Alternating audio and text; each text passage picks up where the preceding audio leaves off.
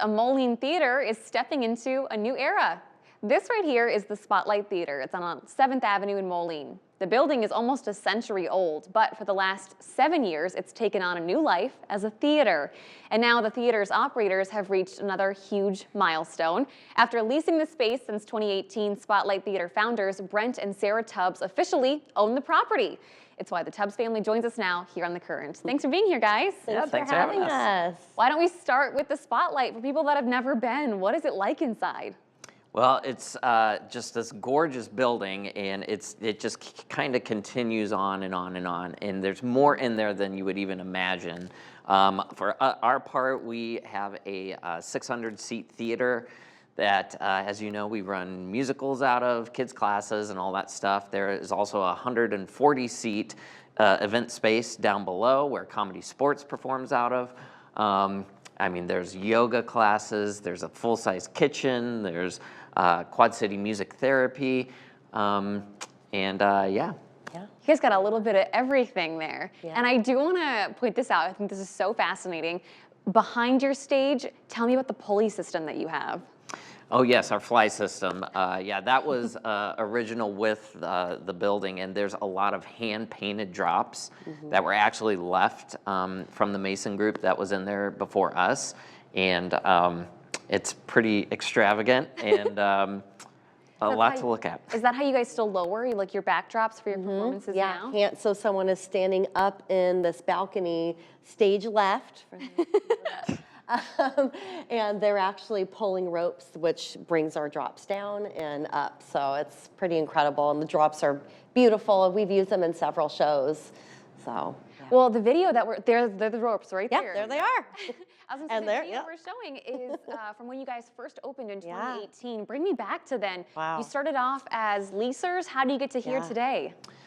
It was kind of a natural progression. So the previous owners, which we gotta give a shout out to them, Blake Humphrey and Adam Bain, the two guys that really kind of had this vision for the space and made it what it is. It would not be what it is today without them. So they came in and said that they basically wanted to develop the building, and that's exactly what they did. I mean, they developed not only each of the spaces, but also the community of all the companies that are in there now. And we were the first tenant that was in there, so we had a first right of refusal if they ever did want to sell it. And the thought of somebody else coming in and buying it kind of kept us up at night. So we said, okay, well, how can we figure out how to make this happen? So, wow. Yeah. Wow. And so what does this mean for you guys now? Does it mean more shows, more children's camps? What are you thinking? Kind of just business as usual. We'll continue to do all of the amazing theater with all of the wonderful people in our community as we are doing. And now we get to have relationships with these incredible other business owners inside of the space too. So just kind of bringing us all together and just helping them run their businesses smoothly and just kind of chugging along and keeping things up and making, you know, updates here and there in the building, just kind of continuing where Adam and Blake left off, and yeah. And it's worth to mention too that we do now own the bar as well. Yes, so that I wasn't will be, gonna say it. yeah, now a little more fluid communication between the bar and the theater as well. So. Yeah. No, it's just a gorgeous space. You guys got so much going on. We only have a few seconds left before I let you go. With all the renovations or work that you've been doing over the years, have you found any old artifacts or things from the last 100 years of this building? Well, they did leave a lot of costumes that are very unique. And, you know, back then when they were probably original too, but people were just generally smaller back then. So there's a lot that were just like, that wouldn't even fit on my arm.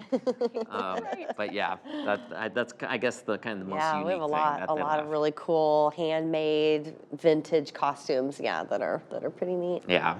Well, I cannot say thank you enough for coming by today, and congratulations. We're so thrilled for you guys. Thank you. Thanks for having us. Yeah. And mark your calendars, because the Spotlight's 2025 season has been announced. Coming up this year, you got Groundhog Day, Titanic, where there will be seats on the stage available.